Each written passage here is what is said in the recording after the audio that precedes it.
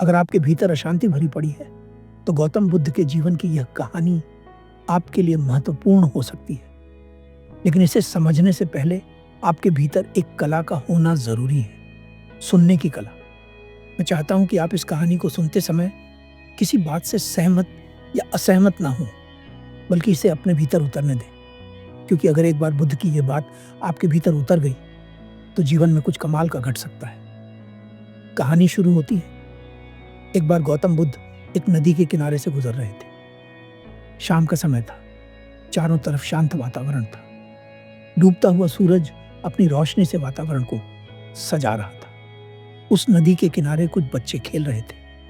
बुद्ध उन बच्चों को देखकर कुछ क्षण वहां रुकते हैं। वे देखते हैं कि बच्चे मिट्टी के छोटे छोटे घर बना रहे हैं। वे सभी बच्चे बहुत प्रसन्न नजर आ रहे थे, जैसे उनके पास सब कुछ है। उन्हें जीवन में किसी और चीज की कोई आवश्यकता नहीं। परंतु अचानक बुद्ध देखते हैं कि दो बच्चों के बीच लड़ाई शुरू हो जाती है, क्योंकि एक ने दूसरे का घर तोड़ दिया। जिस बच्चे का घर टूटता है वह दूसरे बच्चे से कहता है, तुम ऐसा कैसे कर सकते हो? मैंने इसे बड़ी मेहनत से बनाया था और तुमने एक क्षण में मेरी सारी मेहनत पर पानी फेर दिया। अब मैं तुम्हारा मित्र नहीं हूं। आज से हमारी मित्रता खत्म। इतने में ही उन बच्चों की माताएं वहां आ जाती हैं और उनसे कहती हैं, चलो बच्चों, अब शाम हो गई है, अब घर चलो। इतना सुनते ही सभी बच्चे खुद ही अपने मिट्टी के घरों को कूद कूद कर तोड़ देते हैं और खेलते कूदते एक दूसरे के कंधों पर हाथ रखकर अपने घर की ओर चल देते हैं। जब तक उन बच्चों ने यह माना हुआ था कि वे घर उनके हैं, तब तक लड़ाई भी हो रही थी और मित्रता भी खत्म हो रही थी।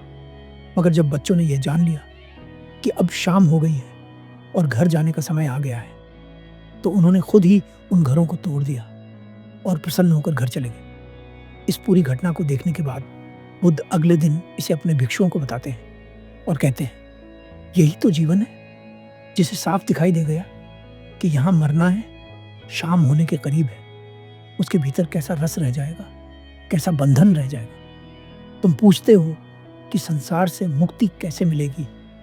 तुम्हें मुक्त होने की जरूरत नहीं है, तुम मुक्त ही हो। ये तुम्हारी मान्यता है कि तुम बंधे हो। यह एक सपना है जिसे तुम सच मान बैठे हो, जो एक दिन टूट जाएगा। सपने तो टूटते ही हैं। जब तक उन बच्चों ने मिट्टी के घरों को अपना माना हुआ था, तब तक उनके भीतर डर था कि कोई उन्हें तोड़ न दे। पर जैसे ही उनके असली घर जाने का समय आता है, तो सभी डर और सभी लगाव खत्म हो जाता है। यही जीवन है। जिन चीजों के कारण तुम्हारा मन अशांत है या जिन चीजों से तुम जुड़े हुए हो, ये सभी चीजें एक सपना है जो कभी भी टूट सकता है। लाखों लोगों का ये सपना हर दिन टूटता है।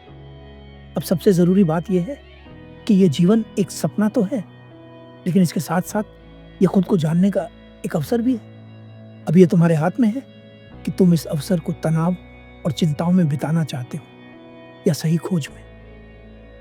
क्योंकि एक बात तो निश्चित है कि तुम हर क्षण मृत्यु की ओर बढ़ रहे हो और एक दिन उसका सामना करना पड़ेगा।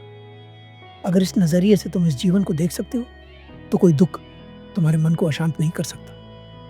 मन अशांत होने का केवल एक कारण है, सच को न देख पाना। सच ये है कि दूसरे हमें खुशी नहीं दे सकते, पर हम फिर भी दूसरों से खुशी चाहते हैं। सच ये है कि खुशी उसमें नहीं है जो हमें मिलेगा, खुशी उसमें है जो हमारे पास है। सच ये है कि खुशी कुछ करके नहीं मिलेगी, खुश रहना हमारा स्वभाव है। सच ये है कि जीवन बीत रहा है और शायद हम अभी तक कुछ नहीं कर पाए हैं, इसीलिए मन अशांत है।